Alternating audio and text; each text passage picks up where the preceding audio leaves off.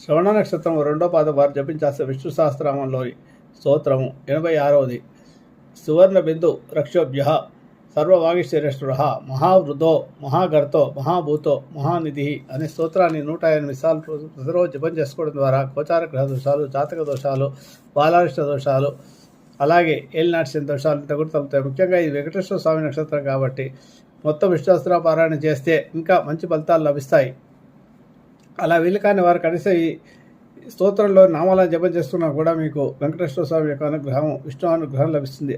ఓం సువర్ణ బిందవే నమః, ఓం అక్షోభ్యాయ నమః, ఓం అక్షోభ్యాయ నమః, ఓం సర్వభాగీశ్వరేశ్వరాయ నమః, ఓం మహావృధే నమః, మహాగర్తాయ నమః, మహాగర్తాయ నమః, ఓం మహాభూతాయ నమః, మహానిధయే నమః అనే నామాలను జపం చేసుకోవడం ద్వారా మీకు మొత్తం విష్ణుస్తోత్రం పారాయణ చేసిన ఫలితం లభిస్తుంది. ఆ లక్ష్మీ నారాయణ యొక్క అనుగ్రహం లభిస్తుంది. ఏలినాటి దోషాలతో శని